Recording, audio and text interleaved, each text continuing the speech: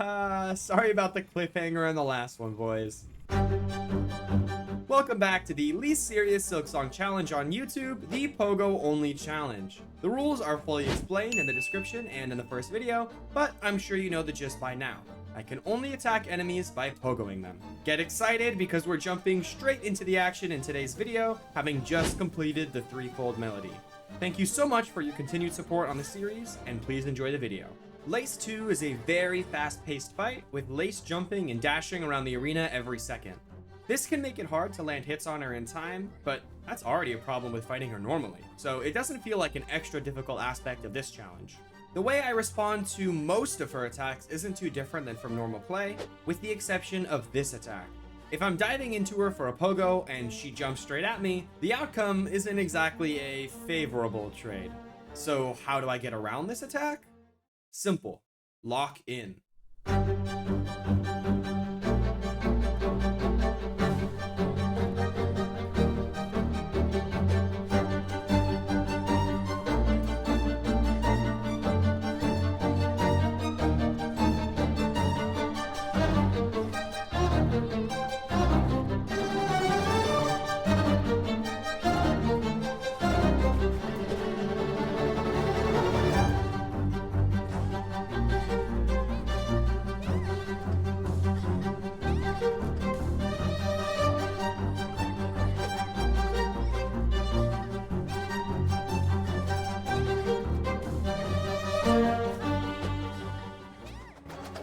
Pop. Yes!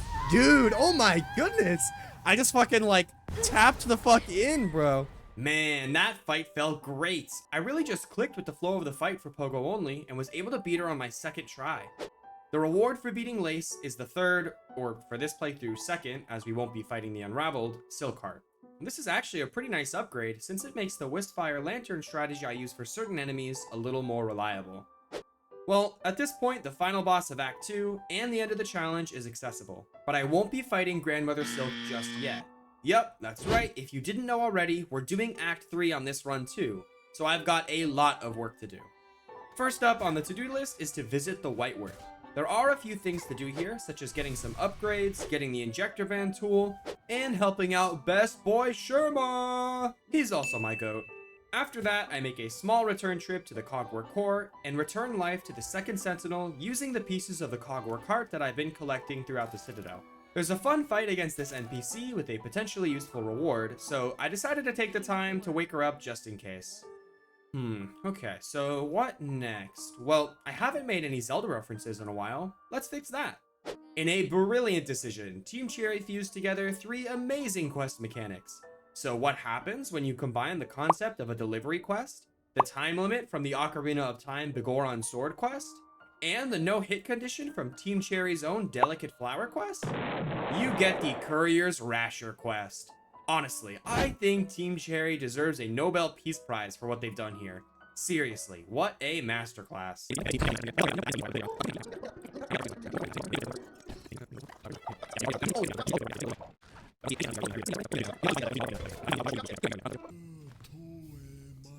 Man, fuck you, Courier's Rasher quest. Hey man, I'm mysterious.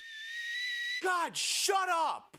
Seriously! So that quest was one part of a greater quest line called the Flavors of Farloom, and the reward at the end of it is another needle upgrade. So while it is very tedious to do, it's worth it. In addition to delivering the Rasher, I'll need to collect some Mossberry Stew, fight some ants to get a casket of Farloom's finest vintage nectar, take a scenic route through Farloom's premier desert resort and find the crustiest of nuts, and finally experience some, fine dining at 5-star restaurant Le Lugoli. With all of the different ingredients acquired, I can bring them back to the Royal Mergwyn and he turns them into this? Okay. He turns them into this to feed his master who, doesn't really look like they need the meal. Anything for the needle upgrade, I guess. I think the best way to test our new weapon is against a fellow Sentinel. So let's see how it goes.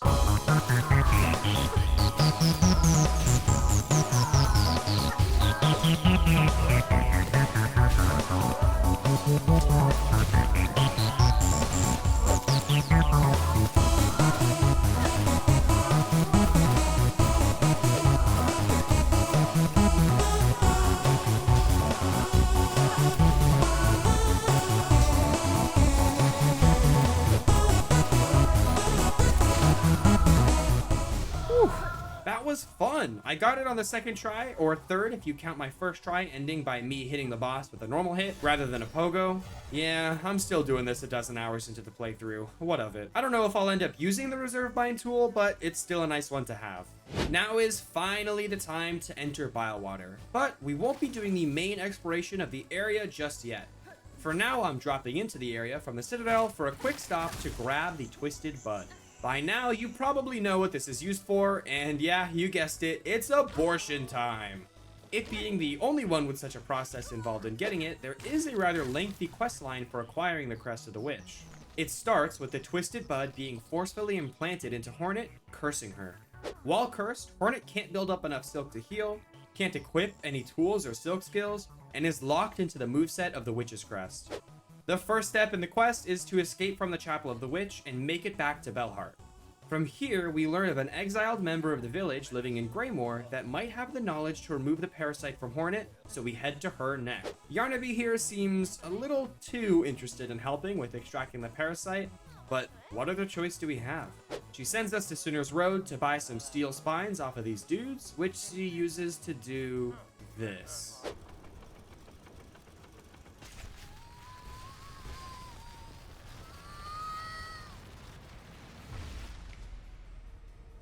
Ow. So, the Witch's Crest. It's a pretty cool one with an interesting pogo. It's much closer to the Wanderer's Crest in its animation, so you might be wondering, why is it allowed in the challenge? Well, the reason for that is its bind. Unlike the other crests, it doesn't heal Hornet when used normally. The bind in itself is an attack, which will heal Hornet if it damages an enemy. There's just one small problem though. That is not a pogo. So yeah, while the Witch's Crest might be the easiest to use in terms of its attack animation, I can basically never heal with it. This makes it pretty fun to use while casually running around or exploring areas, but if I ever need to fight a tough boss, I'm much better switching to the Architect or the Hunter Crest. I do keep it on for now, cause why not? Now, I'm just about ready to explore Bile Water, but I have to make a few stops at the Putrefied Ducts first. There isn't that much to do here, since the fleas aren't here yet, and I don't have a way of doing the Huntress's Wish for Longclaw, but there are a few important things to get here. The Key of the Apostate opens up the slab, and one of my favorite bosses in the game, so I definitely want to grab this while I'm here. The Wreath of Purity is a tool that grants resistance to the mucked up water of this area, so there's literally no reason to ever explore Bile Water without having the tool equipped. Vogue here is the flea's bodyguard, and she can also be found in the ducts. And of course, the fleas can't move into Fleetopia if they don't know where to find it, and Hornet can't tell them where to find it if she's never been to it, so we gotta come here at least once. That's all for the Putrefied Ducts though, so now it's back to Bile Water. There are a handful of things I need to grab here, such as memory lockets, and the fleas I'll need to move the caravan to Fleetopia. There are more notable pickups here too though. I get the final map from Chakra, unlocking her wish, which is also in this area and is something that's required for Act 3. And speaking of that wish, we do find her master here and take a moment together to pay our respects.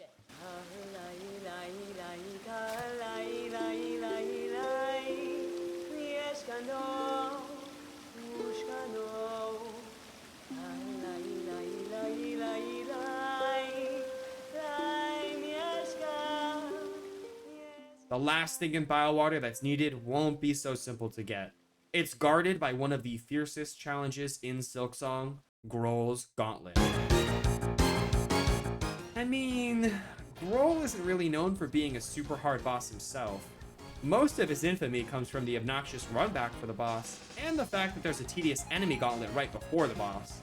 Plus, pogo attacks are actually pretty good against this boss during normal gameplay, so maybe this won't be that bad?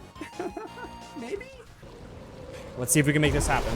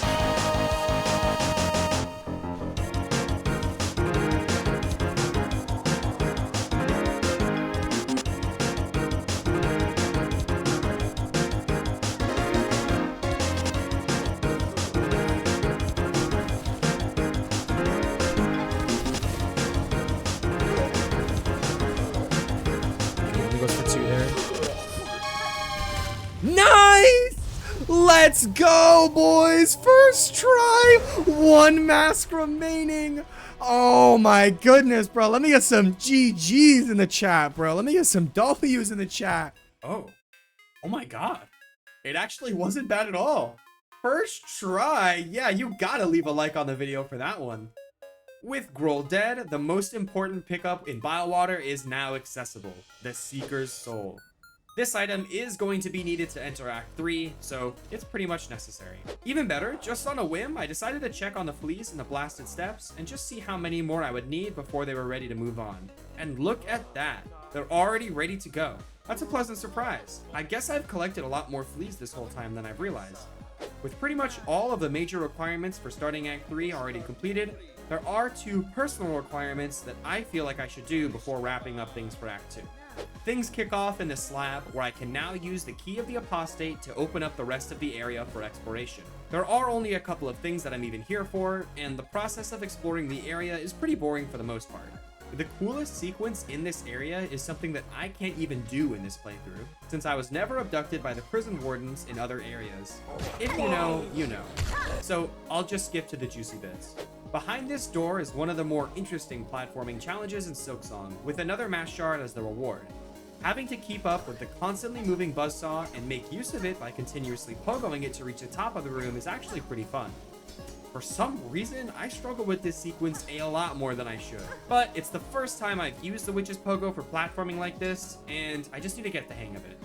I eventually fumble my way up to the top and grab the 9th full mask, making me quite tanky, only 1 away from full health. Onto it. And the Holy only other shit. thing that Alright, I'm that's here actually for- sick. That's I meant pretty health boring when I upgrade. said really it. like that. And the only other thing that I'm here for, yeah, I meant pretty boring when I said it, is the absolute coolest hidden boss in this entire game, if not just straight up the coolest boss in the whole game, the First Sinner.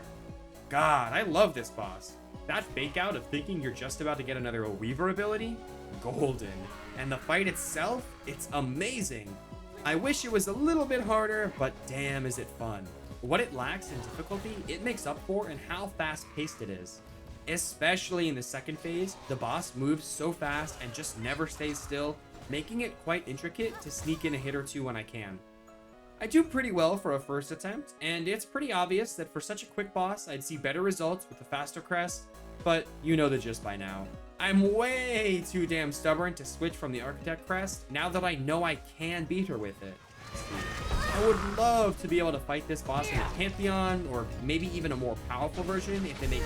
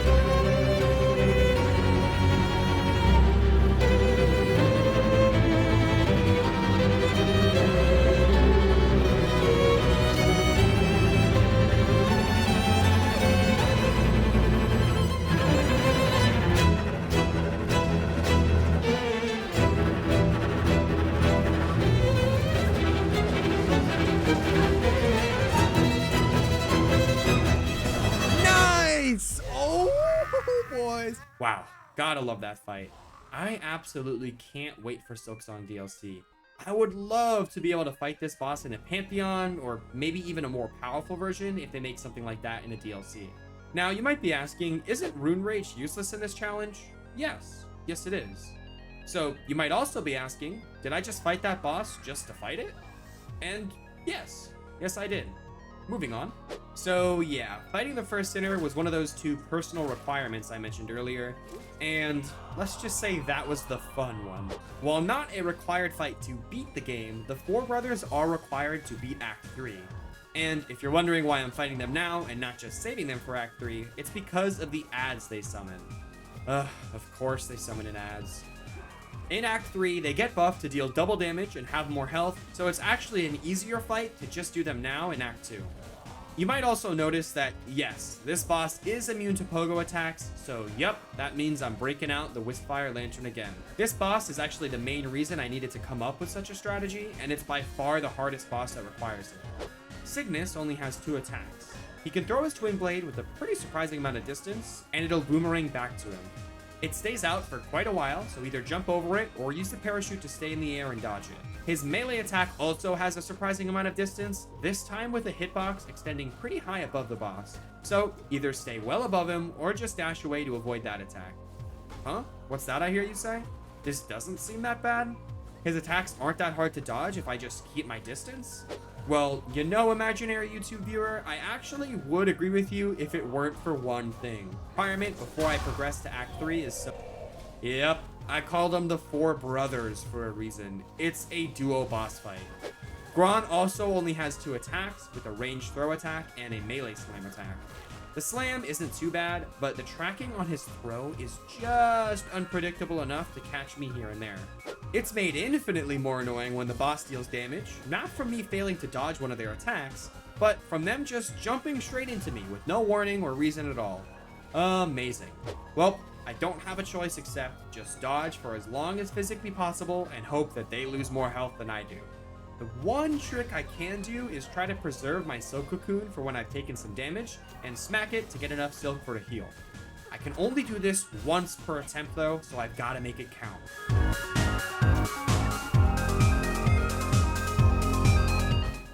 Yes! Oh, I'm finally done. Oh my god, bro. Whew, I really did not think I was gonna make it there.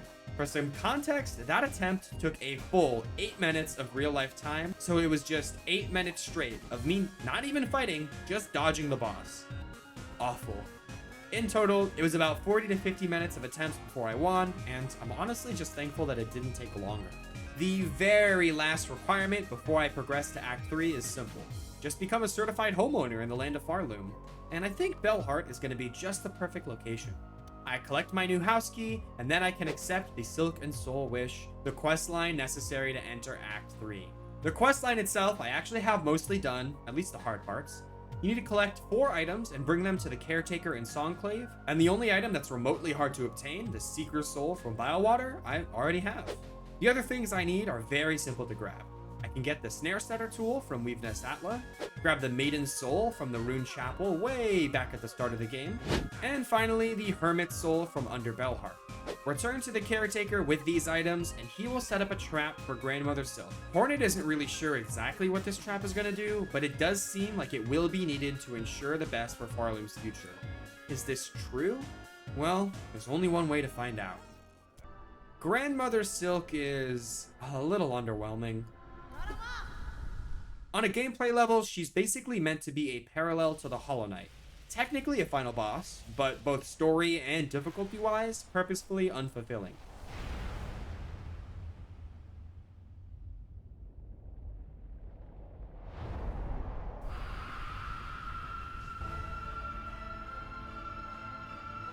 You're meant to know that there's more to this game beyond this as the final boss. The issue is, in the lore, this boss should wield just as much power as the Radiance, and the difficulty of the fight just does not reflect that. It is still a cool fight overall, but just like in my first playthrough, I'm able to beat her on my first try, even with pogo only. I honestly was expecting her to be a little tougher, what with her being one of the bosses that isn't on the ground, but she wasn't high up enough to make reaching her with only pogos a problem like the 4th chorus was.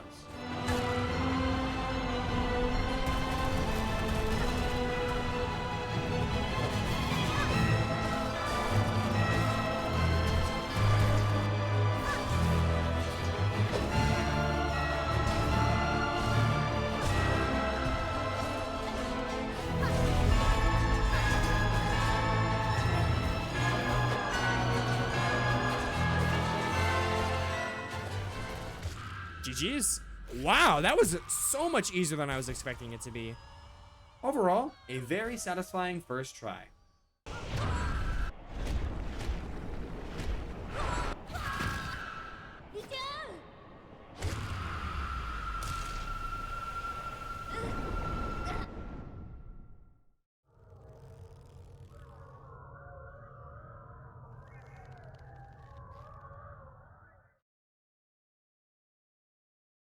Let's fucking go! Thank you guys so much for just completely destroying my goal of 1,000 subscribers for the channel.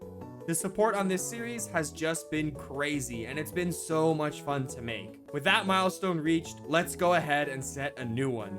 I think an extra 0 on this number would look pretty damn great.